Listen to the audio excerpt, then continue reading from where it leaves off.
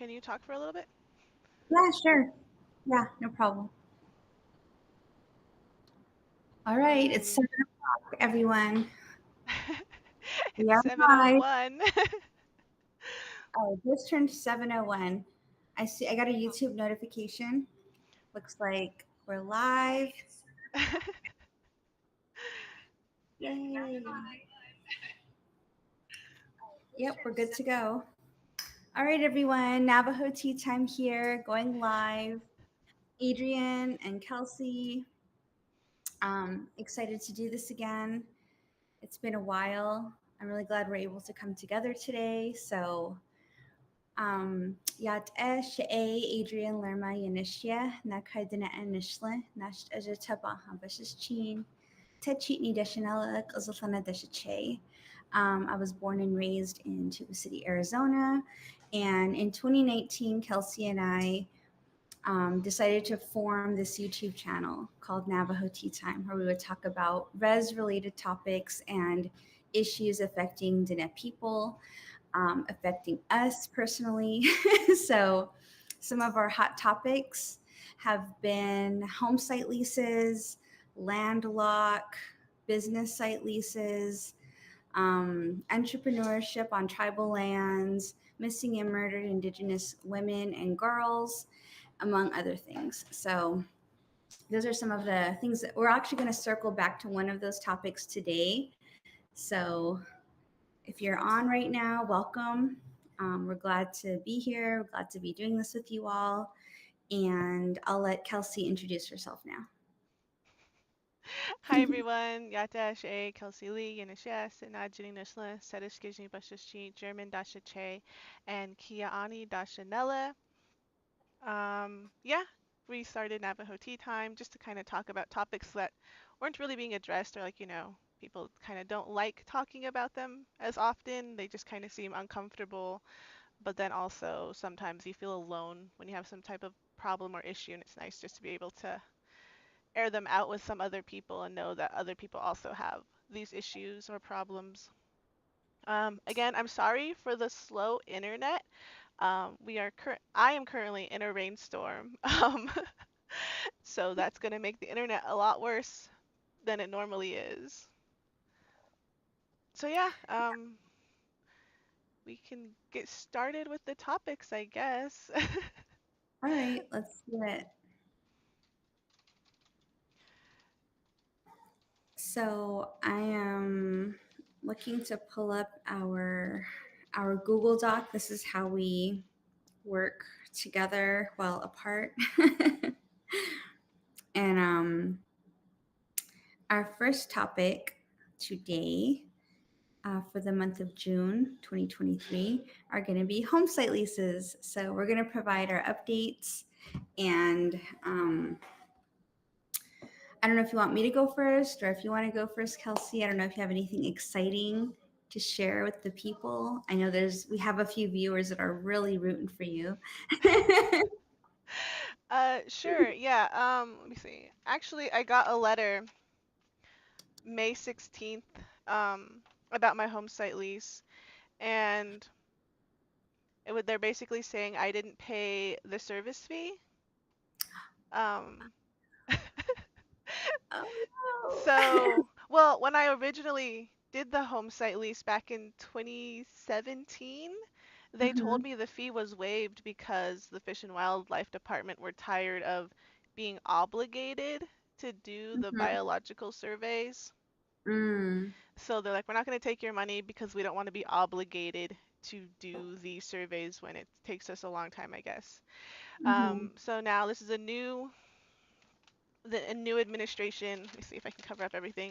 It has like the Boo Nygren Oh, stuff cool. on it. And they're like, you didn't pay your $20 fee. I'm like, okay, um, I guess I'll pay that. And but before that, I got another letter saying that in their computer system, it looks like there might be some endangered plant life or culturally significant plant life that might be harmed with me building a house or a home site lease out there, and then they'll have to come out and do a physical, like they have to go out in person and do the survey themselves, which would be like Mm-hmm. sometime between March and July when, flowers are blooming. Mm-hmm. So I'm thinking they already did all their work. They just don't want to send me my paperwork without me doing without paying the fee. Mm-hmm. So I paid that this Monday. Good job. Yeah, so that's my update is they finally asked for payment. Mm. Yeah, I feel like when it comes to stuff like that, you really have to be. I can't believe though that one person or one administration would say, "Don't worry about the fee; it's waived," and then another would change it. I mean, this was like 3 people ago. Mm-hmm. Like the homeland office people, they've changed management 3 or 4 Mm-hmm. times since Oh I my. submitted my original application. I haven't even submitted my application since I started my original application. Mm. This last piece of paperwork is what I would need to submit my application. Mm-hmm. Dang. So it's getting done bit by bit. Mhm. Dang. Yeah, so I have a couple updates on mine too. So um I identified a place where I want to get a home site lease, and it was an area that was previously occupied, but it had been abandoned for about 20 years. And so I got curious about it. So I went to the land office and I asked them if that space was available. So they looked into their records and they said that it's going to be expiring um, in a few months. So they were like, get your application in right now, like as soon as possible, pay the fee, and we'll get the grazing permit officer to go do a survey there. That way you can move things forward. So so that meant it was opening up because that space had previously been occupied. It was acquired, over 65 years ago, and the people who live there, they never passed it on officially to their next of kin. So even though verbally, I guess there were some people that were like, no, that's ours, they um they never passed on that home site lease. So it's opening up, and officially it's going to be completely cleared in a couple months. So that was exciting. So I went and I got the paperwork done. um, I picked up the application, filled out the paperwork, paid the fee, and then I wasn't really sure about the coordinates, so I just used Google. And then I called the grazing permit officer. I actually did some background work too, and I found out like where he lives and like where he goes to church. And people were like, if you can't get a hold of him at the office, like you can go to his home. Like I'm sure he's used to it. Turns out he doesn't actually have an office. The grazing permit officer was working kind of like remotely and from home because, for various reasons. So people actually have to kind of chase him down. So the citizens of the community that I'm going to apply to, they were like, this is what you have to do. So I followed their advice. I got his cell number. I called him and I let him know that I'd be willing to meet him at any time, but I would be traveling from Saley like 3 hours. And so there was a meeting coming up and he was supposed to be there. So I called him and I said, hey, I want to meet you on this day, the day of the meeting. Will you be there? He said, yes, I'll be there. I was like, okay. Well, I was at work and I couldn't get out of it. Like, of course, that's the day I'm going to get swamped with meetings, right? And so I was trying to get out of there before lunch so that I could travel, during lunch and then like take leave the rest of the day. But it was just like back to back to back. And at the very last moment, like the like I had up to like I think 1 o'clock where I absolutely had to leave, where I knew I would miss him. And I couldn't get out of it. So I called him and I was like, hey, like I can't make it in time. I know I'm gonna miss the meeting. And he was like, it's okay. He was like, can you come out tomorrow or the day after? And I was like, yeah. So he was like, just get here and call me or text me and I'll meet you. And I was like, okay. And I was being really like cordial too, and I think he appreciated that because I think he's used to people yelling at him or something. So I went out there, I zoomed out there, I met him at the chapter house, and he checked all the coordinates. He went over to the site and he reviewed it, and he signed off on it like right there that day. And I was like, oh, thank God. And he was like, okay, next you need to go to Fish and Wildlife. And so I went to Winter Rock for that. I had the paperwork and the money already, the money order already. I went to their office and I was like hunting somebody down. I was making phone calls. And as you know, if you're visiting from anywhere else into Winter Rock, service there is horrible. It's like the absolute worst. And so trying to get someone on the phone while service was going in and out, and not knowing exactly, like I was given the address of one location. They're like, no, that's not where our office is, over here. It's kind of like getting the runaround. But I was really adamant. I'm like, I have to get this paperwork and this is very important. And so I finally did, like just before 5 o'clock. I was just like really, really persistent. I was like, I need to talk to somebody. I need to hand this over to a person who can process it. And so I did. And then I didn't hear anything. Like months went by, like 8 weeks went by. And I was like, great, what's going on? So I called them. They were like, oh, we sent a letter. And I'm like, I didn't receive a letter. And so I had to call around to check up on things. Turns out a letter did arrive and it got approved. So I'm like, yay. So I have two more surveys I have to do. Yeah, there's like a couple other surveys that have to get paid for. They're more expensive, but I'm like, you know, getting closer. So I'm really happy about that. But yeah, like just being really persistent paid off, I think, because otherwise, and being really nice too, I think helps because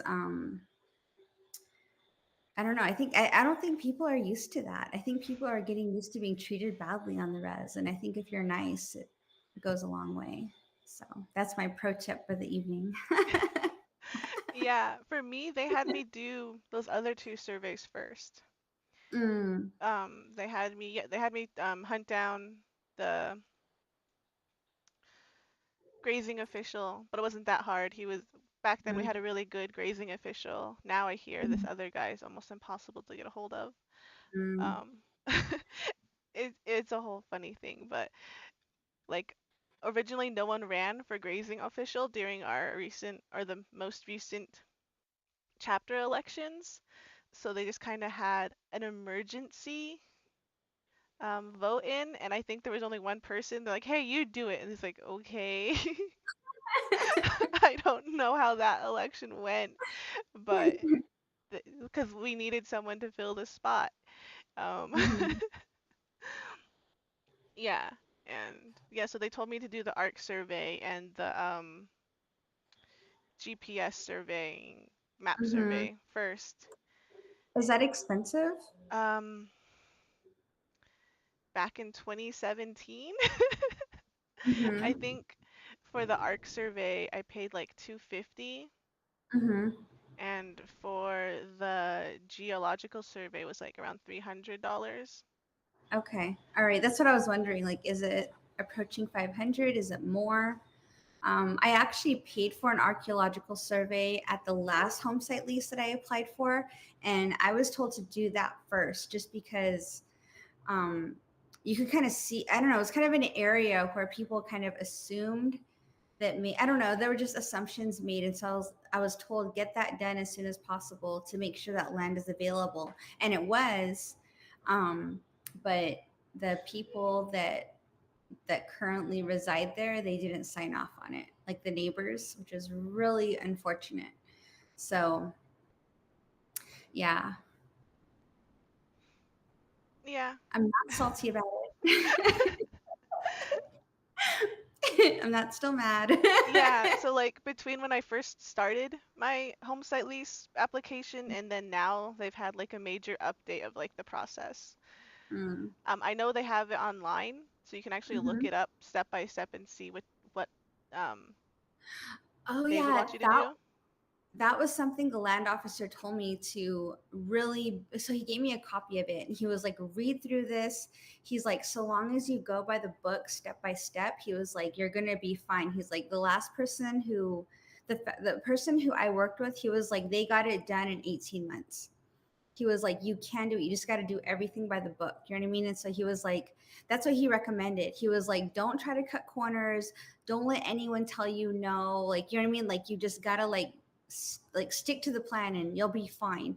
And so that's what I would recommend to people too, is like really just get a copy of that and read through it. I think it was updated last in 2016, but all of the new protocols are in there and they're working on enforcing everything too. So that's another thing to be aware of, because they have timelines now for like when you get approved and what you have to do within that time period. Like if you don't have something built within 2 years, then they can take that land back, it opens back up. So there's little things like that that people need to be aware of, I think. But yeah, I mean, it's funny though, because like the rates for the land, for leasing the land, are still basically like early 1900s rates. So yeah, so I hope people can like jump on it and really not get discouraged, because we do need to be utilizing that land. I think we all deserve to have a home back within, you know, within Cisnagenet, so the Bensa, the Osli. I said that wrong, but you know. I went east, south, north, west. Sorry. Ew. No. All my DC colleagues are probably like, no, we taught you better than that. You're gone not even a week. I know. Step into the four sacred mountains and look what happened. But yeah, so those are my updates. Are there any questions that people have? There's a couple of comments. Comment?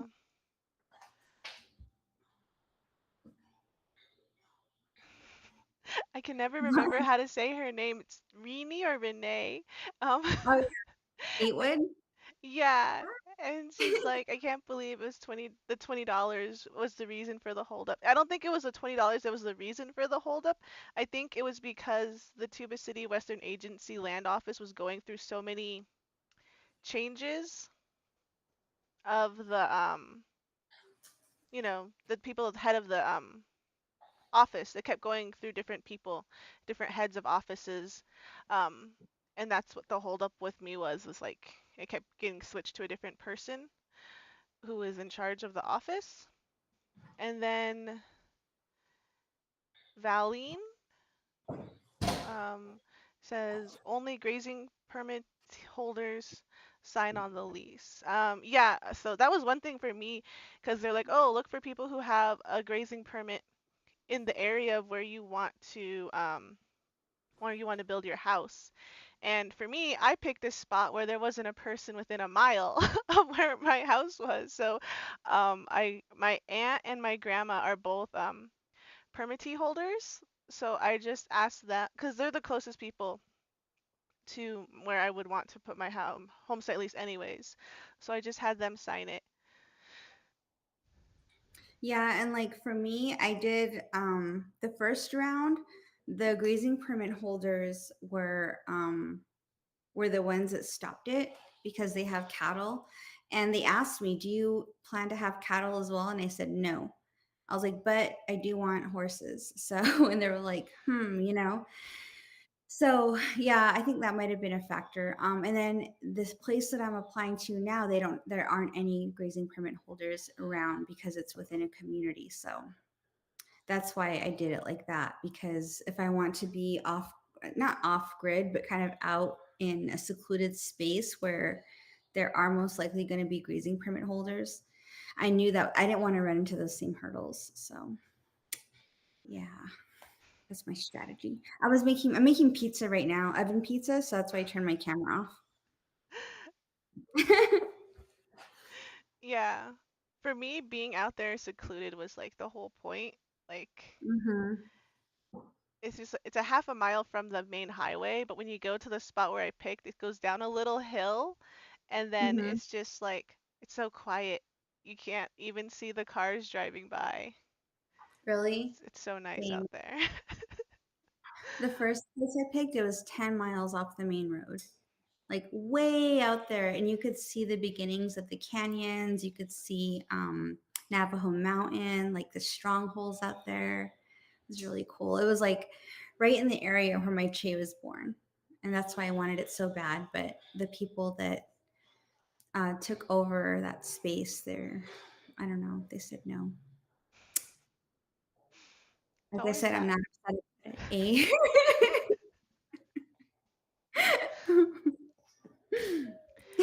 Yeah, so for me, I guess the biggest news for me, I guess if you've been watching some of the lives and a couple of the other updates, is that I'm having a baby. So that's why we cut down on our uploading schedule. And we found out this past weekend that I'm having a little boy. Oh So my god! Oh my god, that's exciting!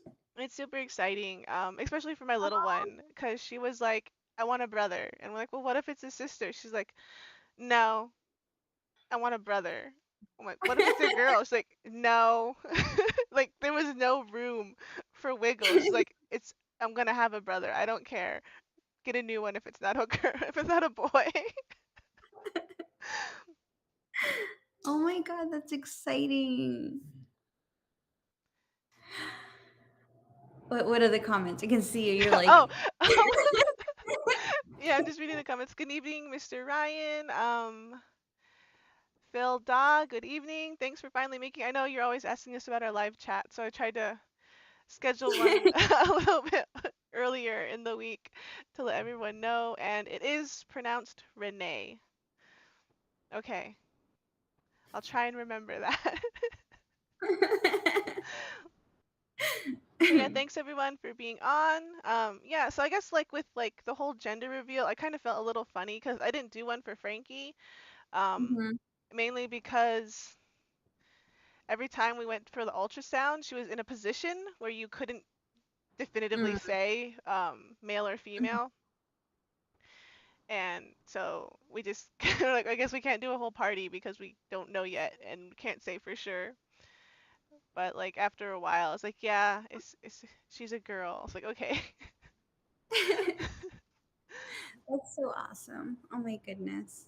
I heard this one saying on TikTok, a it's like really source for wisdom, a no, but someone said that um young mothers who have a girl first um are there to learn about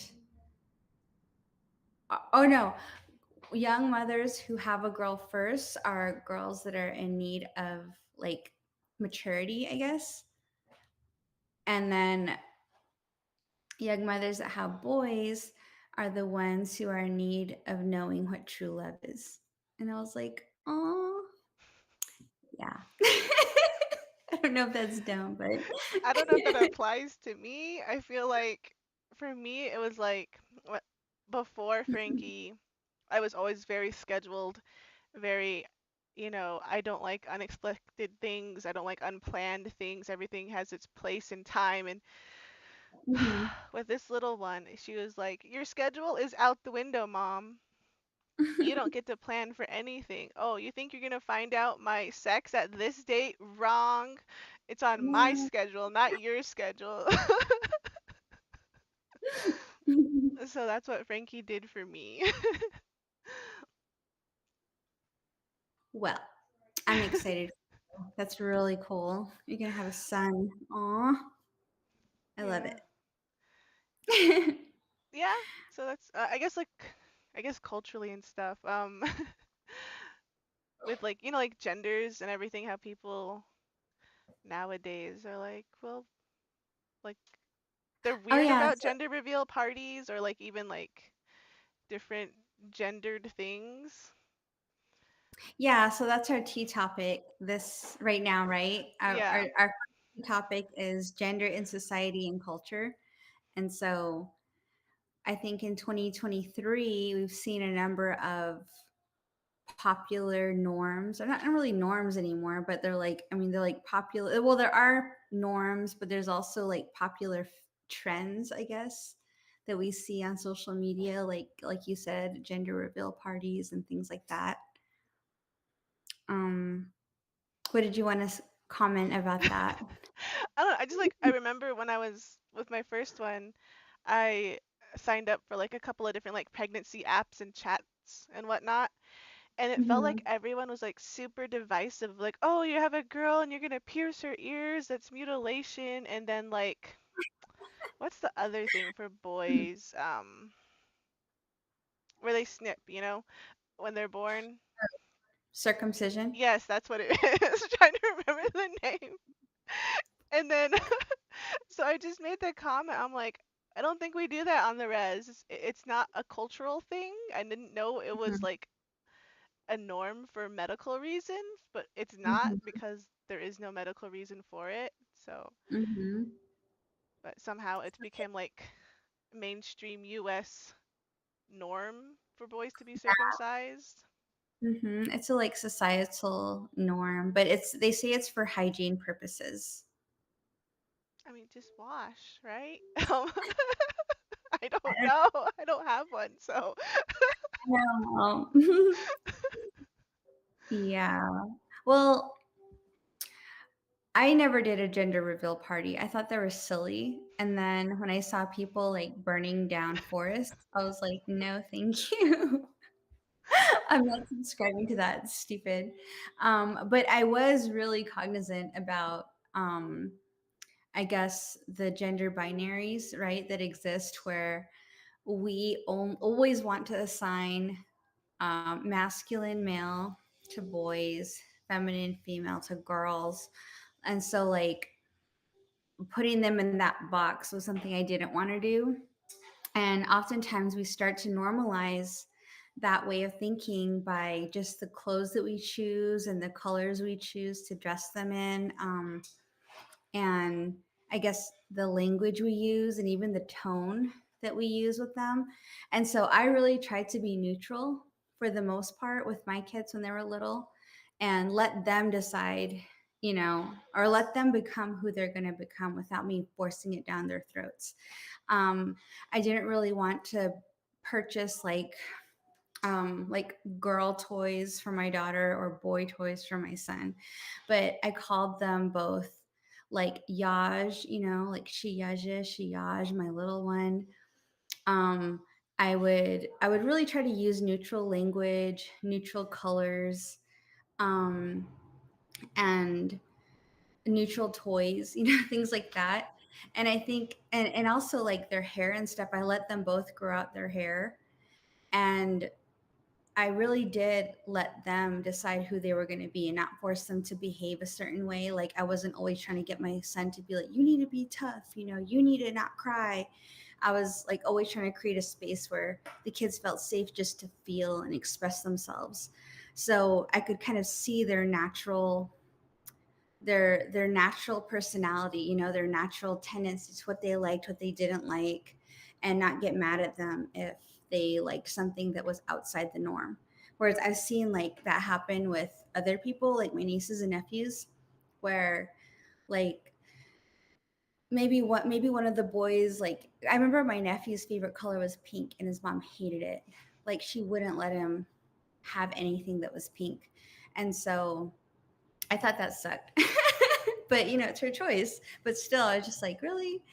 Um, and then my niece always being called a princess, and treated like a princess, and treated so differently than her brother was really like, I guess I didn't. It wasn't me like being disapproving. It was just like I'm not gonna do that, So just being conscious about it. And this was primarily just because as a young mother, I was also really ingrained in like gender studies, um, really ingrained in feminist studies.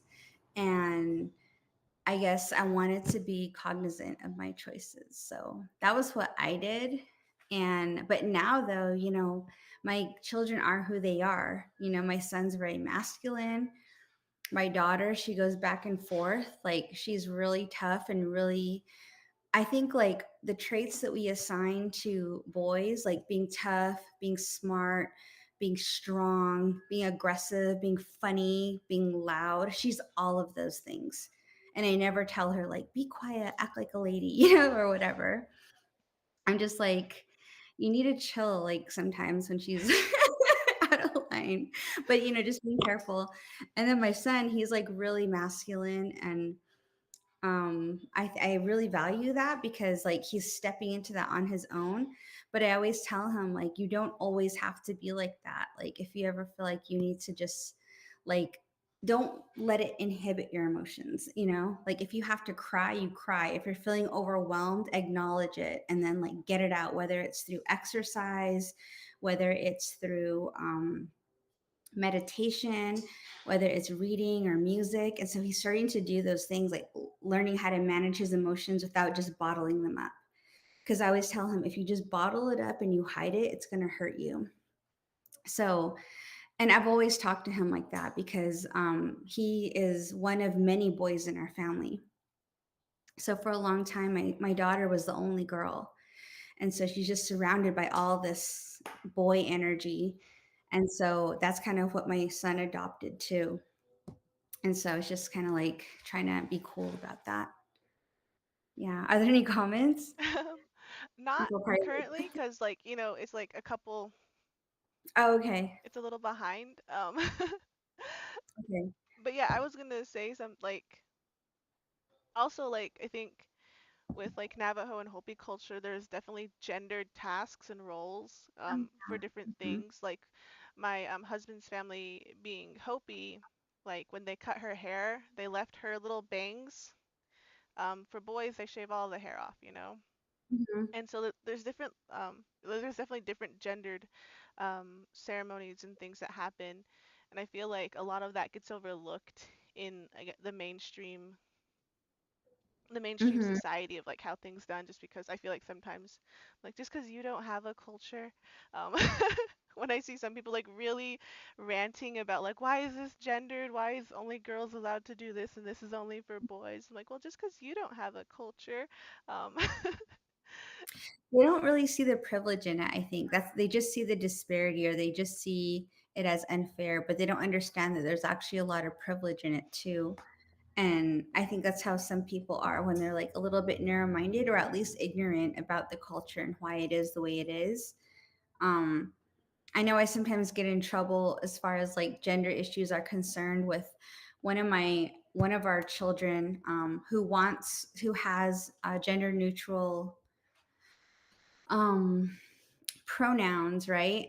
And they're always like, you can refer to me as they, him, or it, and I'm just like, I'm not gonna refer to you as it. You know what I mean?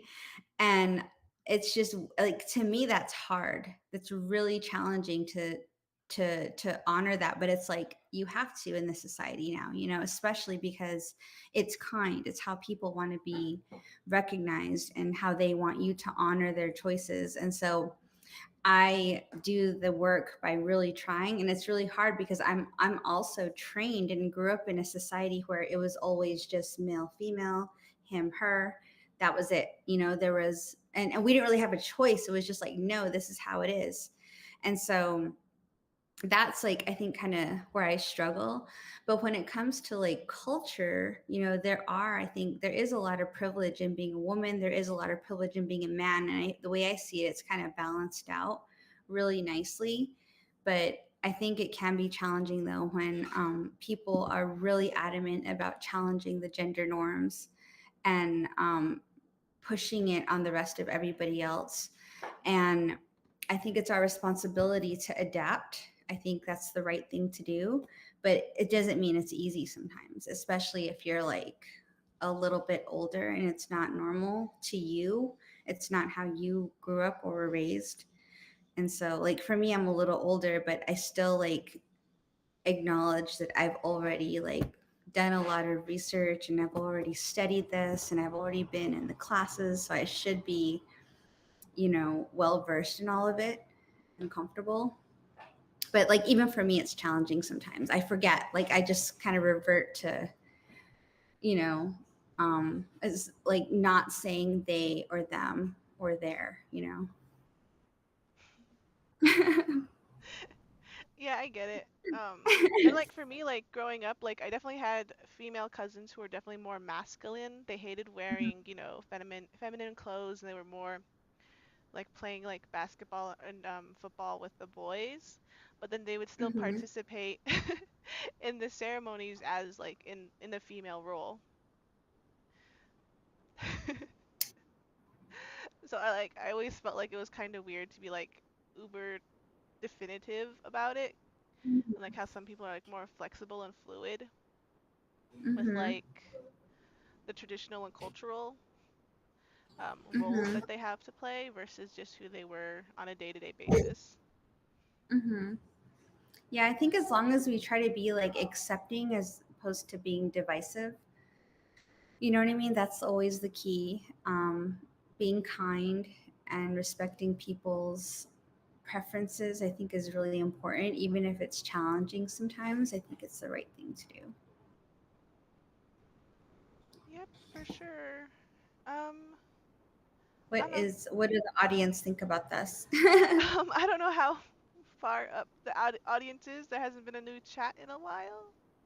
But I was just about to say, that's kind of like the end of our talking about this. We have another video coming up that we actually recorded back in December. It was Mhm. one of Adrian's wonderful questionnaires that we like doing sometimes when we don't have the time to do a lot of research on specific topics. So we just need to edit that up and get that up, not next week, but the week after. So we definitely do go into a lot more about gender and gender roles Mhm. in that video. Mhm. Yeah, we did talk extensively about it. That was the 7 hour recording session we did that. Gosh, I know we were in front of the camera for so long. You can literally But yeah, see the sun setting behind us. yeah, I was so hungry afterward. Remember, I was like, Yeah, we went to yeah. the trading post. Mhm. And you already mentioned you got So, your new job, right? I did share it with my. I shared it on Instagram, but I also shared it with like my personal friends this week.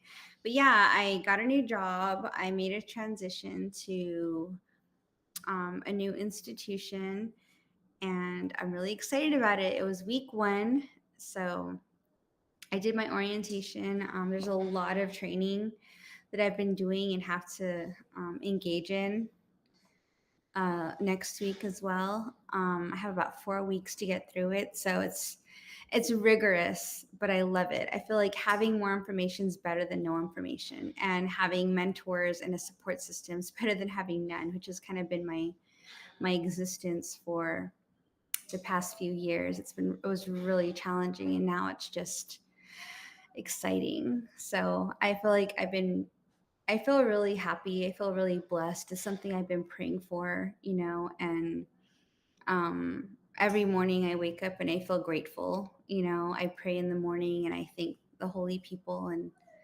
like my ancestors, my grandparents for guiding me along and protecting me. And I'm even thankful for the people that gave me hell too. Like all the challenges they put in front of me. I don't think they realized that they made me so much stronger, so much more strategic, so much more resilient.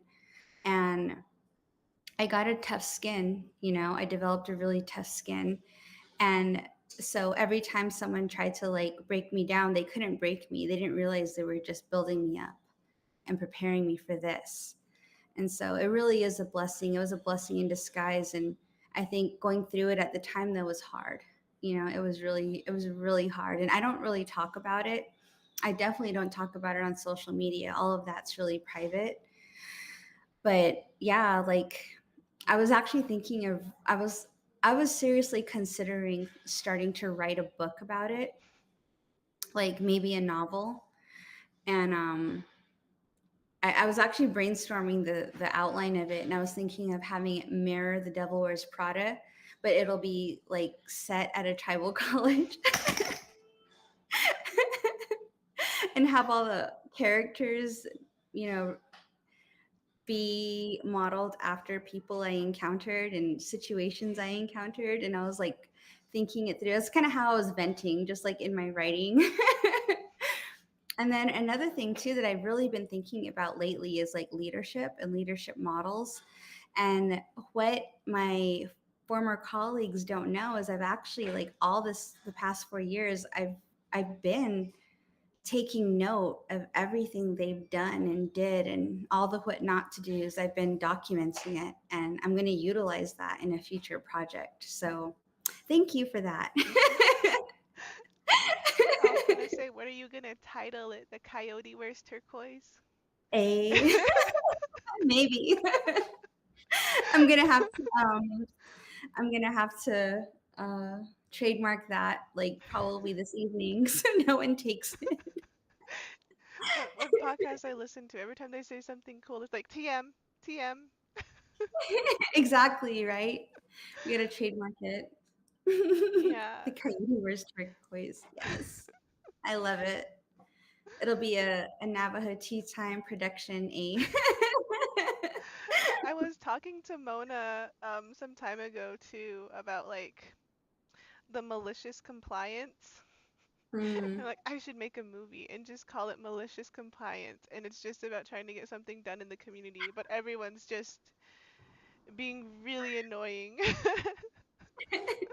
It's crazy because I was going through this like HR training and it was primarily focused on like workplace bullying. And I swear to God, every slide, it was what I went through. And I was thinking of very specific people who did that. And I'm just like, how are these people getting away with and like you're like for me, I was doing my best to be uh, a model employee, right? To not be salty, to like just have a good attitude and be forgiving and all that good stuff. And I didn't I don't know. It's like I didn't let myself think that. I didn't let myself go negative. I kept thinking like what Michelle Obama always says, you know, when they go low, you go high.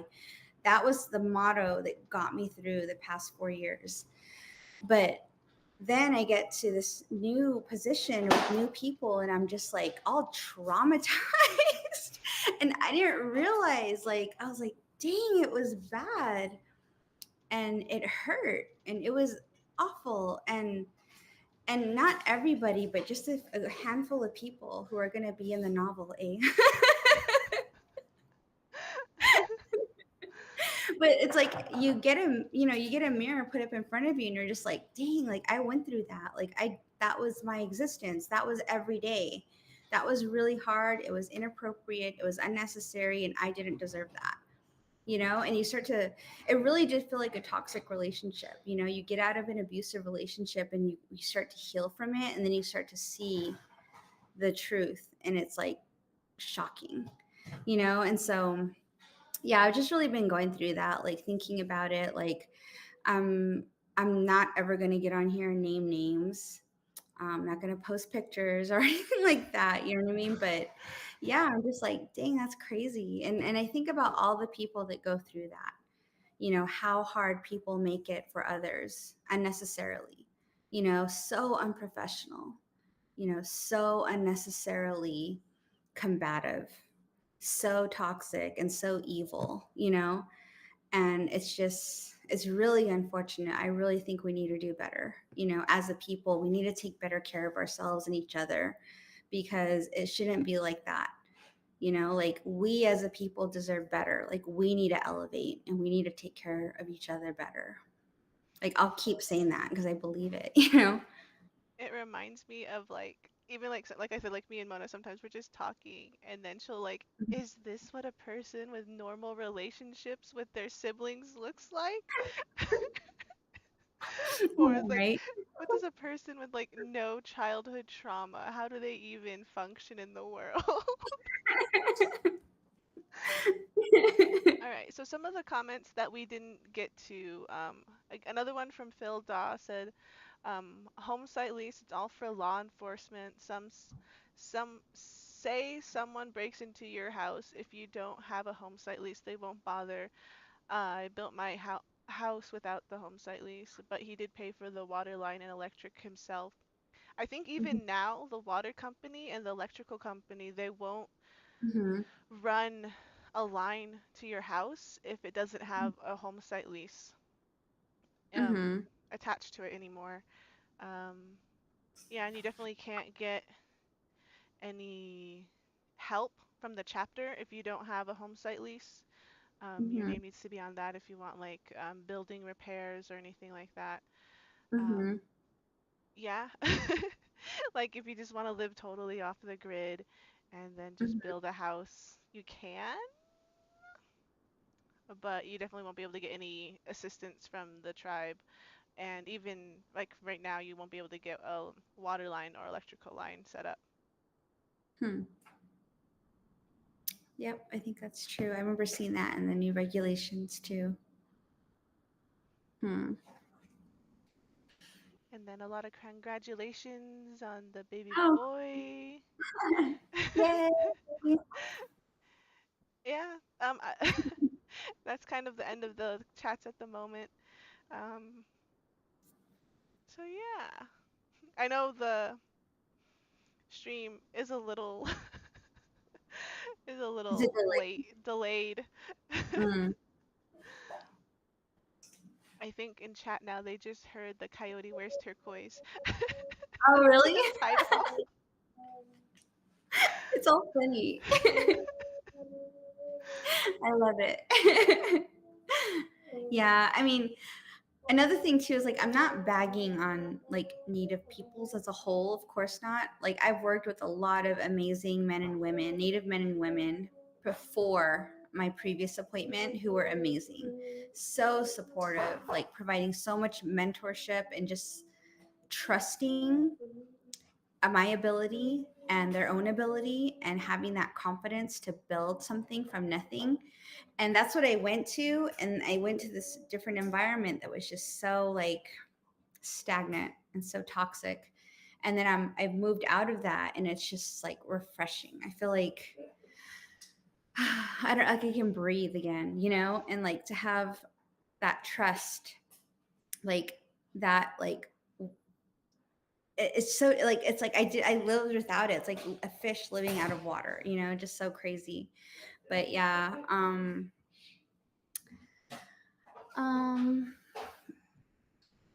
I'm trying to keep my son out of the frame. He's trying to like see it, and I'm like, get out of here. But yeah, pizza's done, so probably So gonna have dinner soon. But yeah, like what's new with you, Kelsey? I don't know, what tea topics do you want to jump into? What do we have for the next 10 minutes or so? Do people have any questions for us? not at the moment. Like I said, like it's very, There's a delay, yeah. yeah, there's a delay. Well, I'll just encourage people to put some questions in the chat, and then we'll just address them as they pop up. Yeah, for sure. Like, I don't know. I Mhm. guess I'll just go back to talking about my baby because that's the newest, most exciting thing for me. Mhm. Yeah, so what cravings are you having? A. Oh, I'm past like the craving phase. I'm more of like I just need to constantly eat. At the Mm, beginning, I would get like weird headaches or just feel really nauseous, and then I'd eat a lemon. mhm, So I was like eating a mm. lemon a day. Oh my gosh. Wow. Yeah, I was really afraid I was going to be like have gestational diabetes again because that's Mhm, what I had with Frankie. mhm, But they're like, nope, your blood's good. I'm like, okay, for mhm. now. So I have to Can do another test again this month. oh, can you feel his personality? Um,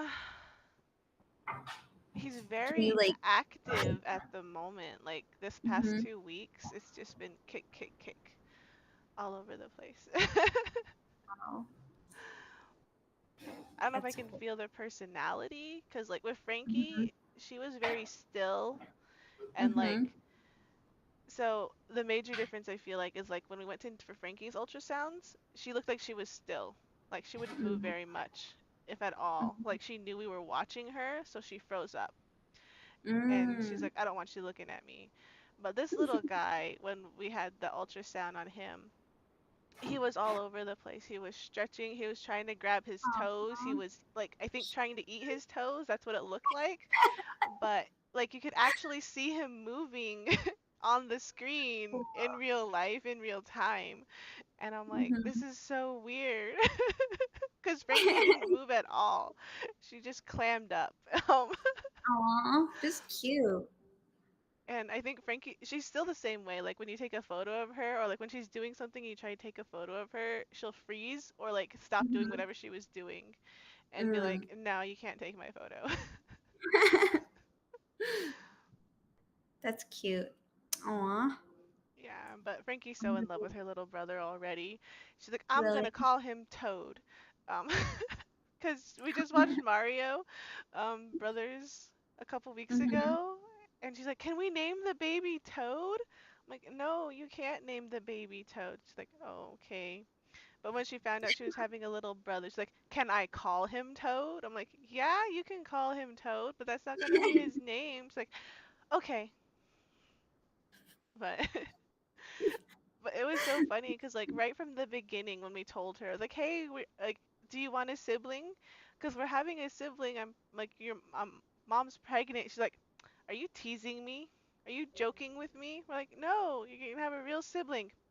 I'm having a baby brother." I'm like, "That's not what I said. I said you're having a sibling." But she like instantly knew. She's like, "I'm having a baby brother." Wow, that's cool.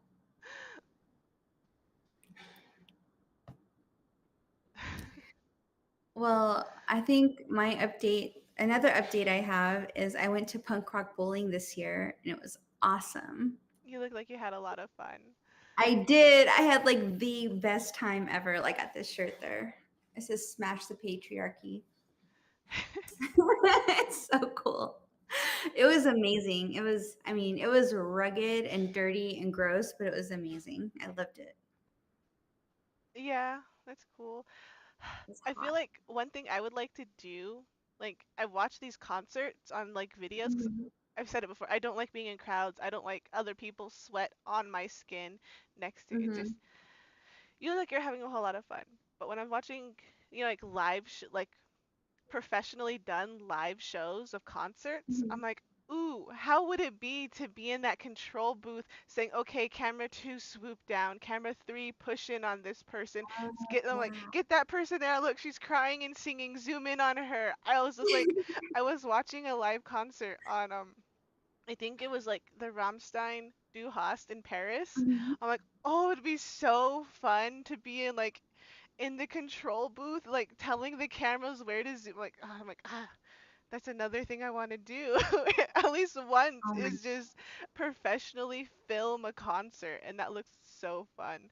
that would be fun. Yeah, I was watching the photographers. There were like the photographers and videographers. They were doing their thing, and they were like, they had all that access to the front of the stage, and then a few of them had drones, so that was cool. And then Steve Aoki was in town, and I really want to go to one of his events because they look crazy fun. And he was in town. He did two pool parties over the weekend, and he was posting up images and like content from other events like on his Instagram. And I was just like, oh my god, that looks like so fun. There was one, he was at this festival, and the drone had like one of the best cameras I'd ever seen. Like the resolution was impeccable. It was perfect. So yeah, I mean, I think that'd be really cool. You should plan on doing that. I want to see it.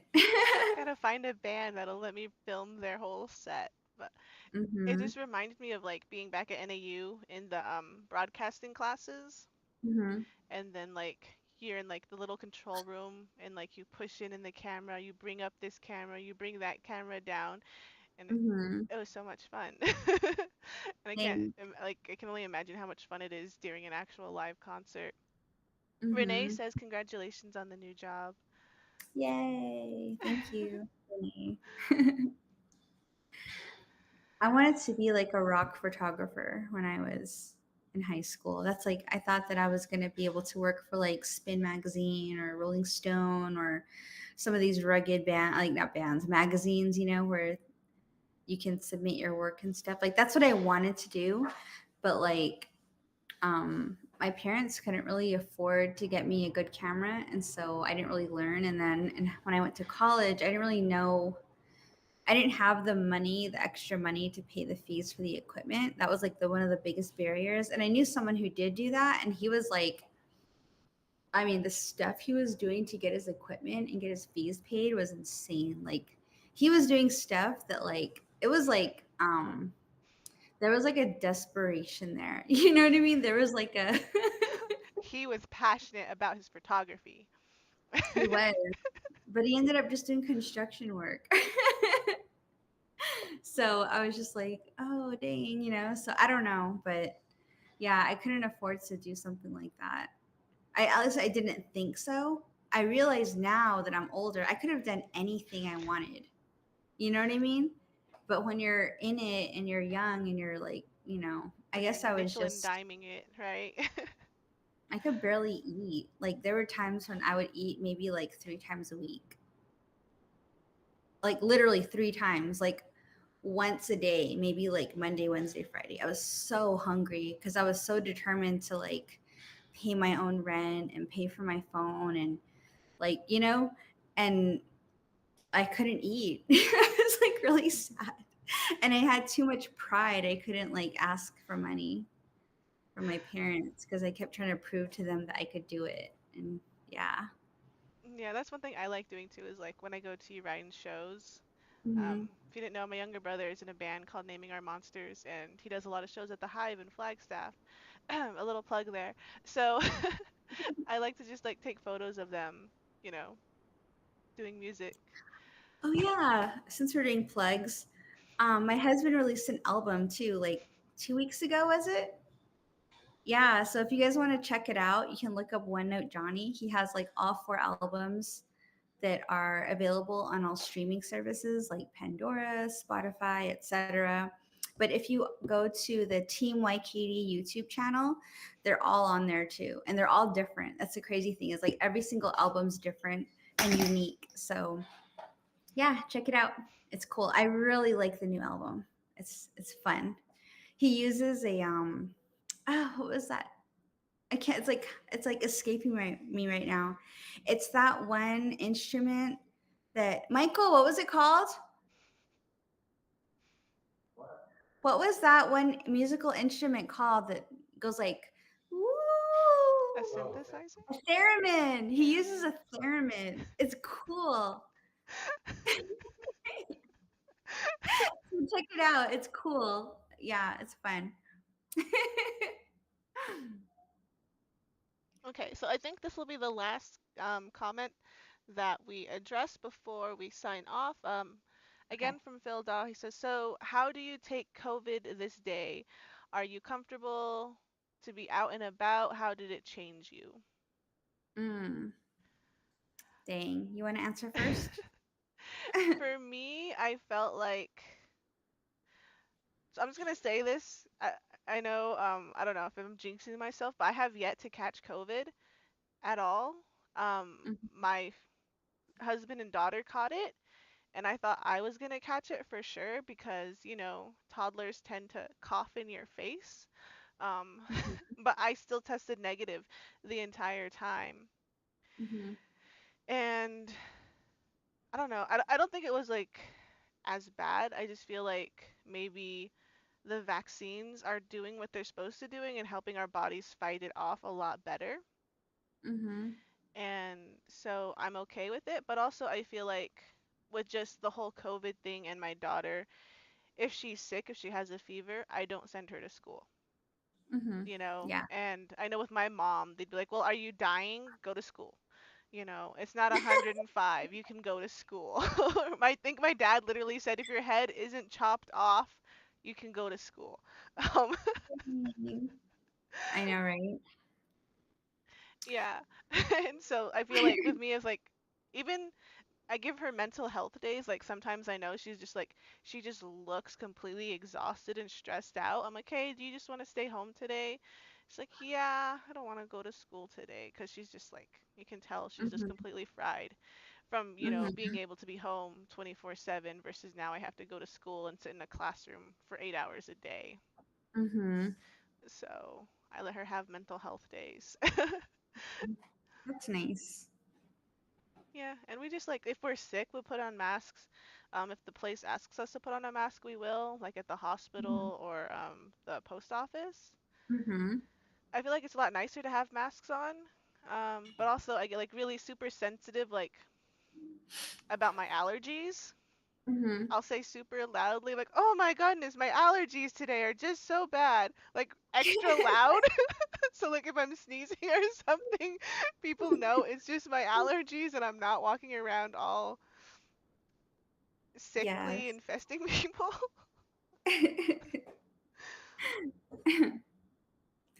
I think for me, I was really afraid for a long time, and I had all of these ideas about it, but I believed strongly that it was more spiritual than it was physical. And so I really did utilize like medicine and healing and, a lot of prayer, like praying every day, singing every day, um, really like building that fire, every day to like push it out, push that like evil out, that fear out. And sitting with the family and smoking zifnato and burning cedar and burning sage and making sage tea, learning how to collect it and prepare it, learning how to like really just like ask the environment around me to protect me and utilizing all those natural medicines to protect me and the family. And I'm providing that to my friends too who needed it, who didn't have access. So it was really scary though for a number of years. And then I didn't get it for almost 3 years. And then we went to Canada. And that meant hours in airports, that meant hours in planes. And this was after a lot of the mandates had been lifted. So people were riding planes without their masks. They were in the airports without their masks. It wasn't mandatory anymore. So they were just like free balling it. Wait, I shouldn't say that. It's bad. But, they're just like, whatever, and we wore our masks in the airports and in flight, but we were a little more relaxed being outside and around. And even then, we caught it. And we were with our buddy, and he didn't catch it, but we did. We both caught it. And it was horrible being sick. I hated it, but it was like very psychological, I felt like. I mean, like psychologically, it put me through the ringer. But after I like survived it, like I felt very like unafraid after that. Like I actually wrote down what I was going through every day. And if you want, I could read it. But it's titled COVID-19. Everything hurts. I can't get comfortable. The light hurts. Speaking hurts. Walking feels like falling. Screws being tightened in my cranium. Eyeballs are pushing against my sockets. I feel the urge to push back. Lying in beauty, washing bed linens, one novel handy, Instagram within arm's reach, peach tea with lots of honey, chills from ankles to wrists. Fire blazes in the main room. I lay masked in an empty bed, solitude, peace, socially distance. Ears ache, hair hurts, shoulder muscles ache, scalp aches. I curl up into a tight ball to warm up. It feels good to be in the fetal position, like home. Teeth chattering in and out of consciousness, alert with a pain here or there, mostly my throat. If I lay very still and breathe shallow, I almost feel normal. It only hurts when I have to move. How to Lose a Guy in 10 Days, Sex in the City, YouTube. I read We Were Liars, Steffi Knows, Tired, Weak. Reminder to endure no matter what. Be strong because I can, because I am. I ran so far, so fast for so long, but COVID caught me. It's been 5 days already. I went for a walk in the sunshine. It felt strange, almost like floating, but I felt very connected to the environment. Watched The Notebook, hungry but can't taste or smell anything.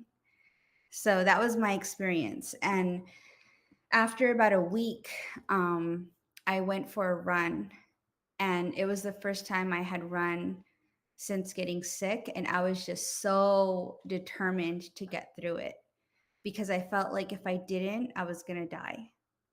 That was what it felt like. Like, I have to push through this. I have to fight it. I have to prove that I'm stronger. I have to prove that I want to live. And that's what I did. I ran and I prayed and I said, I want to live. I'm not ready to go. I have a lot to do still. And that was my mindset. And I got through it, and I ran and I cried and I was so thankful. And since then, I promised myself that I wasn't going to be afraid, that I was going to endure, and I was going to live fearlessly, and I was going to live unapologetically, and I was going to do my absolute best with the time that I was given. And that's what I've been trying to do since. And this was in the fall of 2022. So, not too long ago, almost a year ago.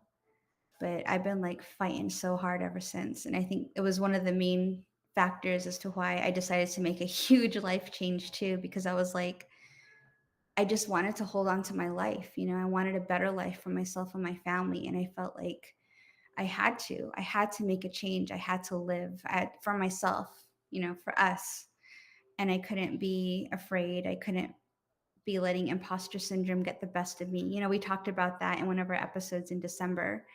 And I think, like, looking back now, it did inform a lot of how I was feeling and what we talked about and some of the tea issues. Like, all of those things were happening. And, I didn't really talk about it like candidly, but it was, I was going through a lot. And so it's kind of what led me here, because I was just like, you get so close to the brink. It really does feel like it's like on you. It's like riding you. You know what I mean? It's just like wanting to get inside you and just destroy you.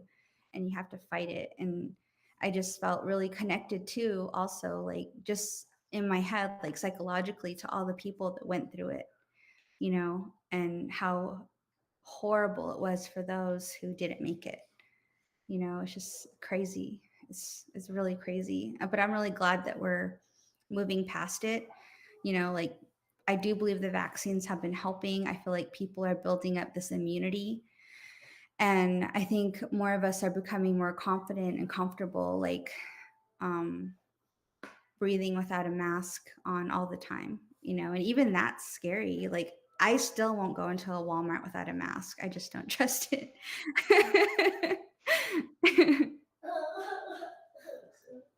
What the? My son. Yeah, so All that's right. it. So, yeah, I know that happened with you, and I was like, oh no, poor Adrian, because I know you were so scared of it for the longest time. And, you know, it makes sense to be scared, but for like me, I was never really scared of sicknesses because I never really got sick almost ever, unless like I said that one time I had an appendicitis, and I'm like, oh, I guess I should go to the